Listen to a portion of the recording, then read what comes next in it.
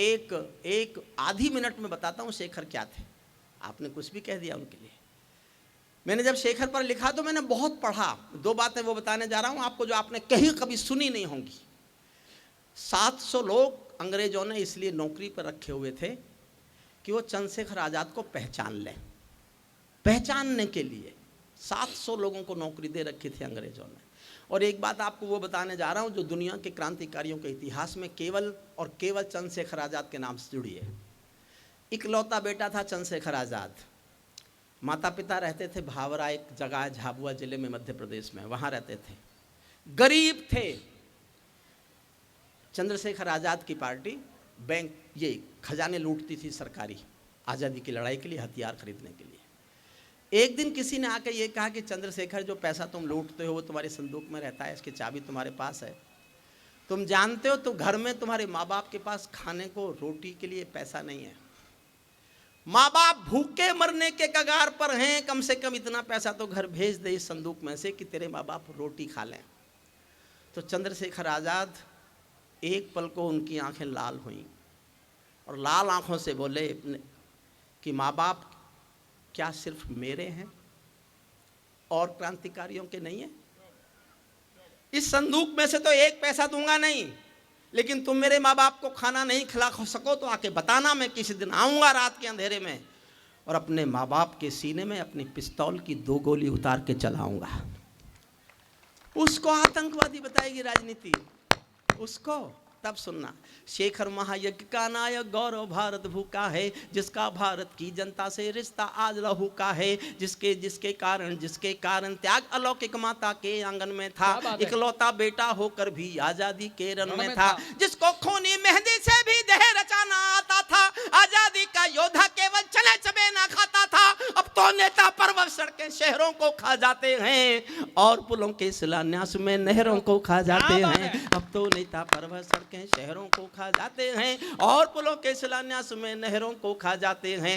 आजादी के कारण जो गोरों से बहुत लड़ी है जी, शेखर की पिस्तौल किसी तीरथ से बहुत बड़ी है जी, शेखर की पिस्तौल किसी। और कोई भाजपा के यहाँ हो तो बुरा भी माने तो माने।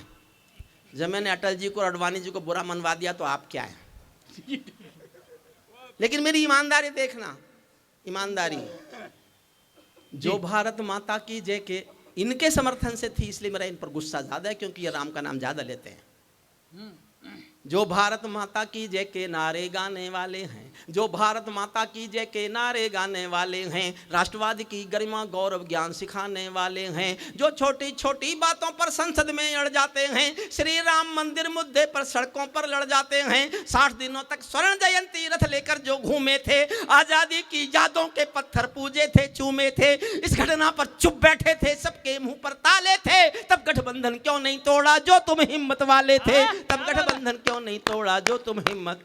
और 2 लाइन और पढ़ता हूं, दाद दो तो हिम्मत से देना, मैंने हिम्मत से लिखा है। और जब वो मुख्यमंत्री थी तभी लिखा था, तभी लिखा था, जब उनसे सब डरते थे। अब तो कौन डरे उनके सिवा। मैंने तभी लिखा था, सुनिएगा।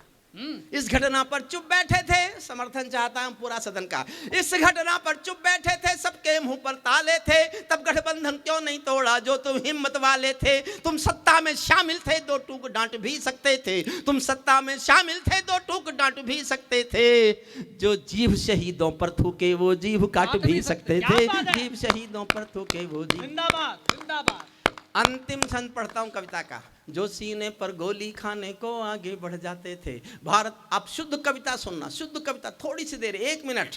जो सीने पर गोली खाने को आगे बढ़ जाते थे, भारत माता की जय कहकर फांसी पर चढ़ जाते थे, जिन बेटों ने आज़ादी के लिए जवानी दे डाली, आज़ादी के हवन कुंड के लिए कहानी दे डाली। दूर गगन के तारे उनके नाम दिखाई देते हैं, दूर गगन के तारे उनके नाम दिखाई देते हैं, उनके स्मारक भी चारों धाम दिखाई देते हैं, उनके स्मारक भी चारों धाम दिखाई देते हैं। वे देवों की लोकसभा के अंग बने बैठे होंगे।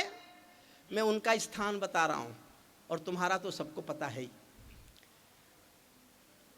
कविता की सबसे अच्छी पंक्ति, वे देवों की लोकसभा के अंग बने बैठे होंगे, वे सतरंगी इंद्रधनुष के रंग बने बैठे होंगे, उन बेटों की याद भुलाने की नादानी करते हो, इंद्रधनुष के रंग चुराने की नादानी करते हो, इंद्रधनुष के रंग चुराने की नाकानी करते हो, जिनके कारण ये भारत आजाद दिखाई देता है, अमर तिरंगा उन बेटों की याद दिखाई देता है, उनका नाम जुबां पर लो तो पलकों को झपका लेना, उनकी यादों के पत्थर पर दो आंसू टपका देना, उनकी यादों के पत्थर पर दो आंसू टपका देना, जो धरती में मस्तक बोकर चले गए, दाग गुलामी वाला धोकर चले गए, मैं उनकी पूजा की खातिर जीवन भर गा सकता हूँ, मैं सूरज का बेटा तम के गीत नहीं गा सकता हूँ, मैं पीड़ा की चीखों में 4 मिनट और मांगता हूँ सब आपसे, है ना अनुमति, इजाजत है ना? है, सब है।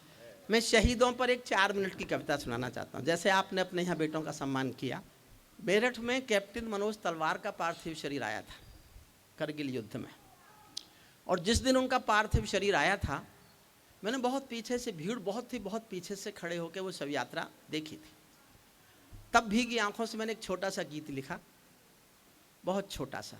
मैं ताजों के लिए समर्पण वंदन गीत नहीं गाता, दरबारों के लिए कभी अभिनंदन गीत नहीं गाता, गौन भले हो जाऊं लेकिन मौन नहीं हो सकता मैं। और एक पंक्ति समझना, मेरे पूरे जीवन की पंक्ति है ये, मेरे पूरे जीवन का जीवन दर्शन है, मुझे समझना हो तो एक पंक्ति समझ लो, मैं ताजों के लिए समर्पण वंदन गीत नहीं गाता, दरबारों के लिए कभी अभिनंदन गीत नहीं गाता, गौन भले हो जाऊं लेकिन मौन नहीं हो सकता मैं, पुत्र मोह में शस्त्र त्याग कर द्रोण नहीं हो सकता मैं, पुत्र मोह में शस्त्र त्याग कर द्रोण नहीं हो सकता मैं, कितने ही पहरे बैठा दो मेरी क्रुद्ध निगाहों पर, मैं दिल्ली से बात करूंगा भीड़ भरे चौराहों पर, मैं दिल्ली से बात करूंगा भीड़ भरे चौराहों पर, कभी किसी भी प्रलोभन में मेरी कलम नहीं बिकती, और किसी भी डर के आगे दिन को रात नहीं लिखती, मैं शब्दों की क्रांति ज्वाल हूं, वर्तमान को गाऊंगा, जिस दिन मेरी आग बुझेगी मैं उस दिन मर जाऊंगा, जिस दिन मेरी आग बुझेगी मैं उस दिन मर जाऊंगा।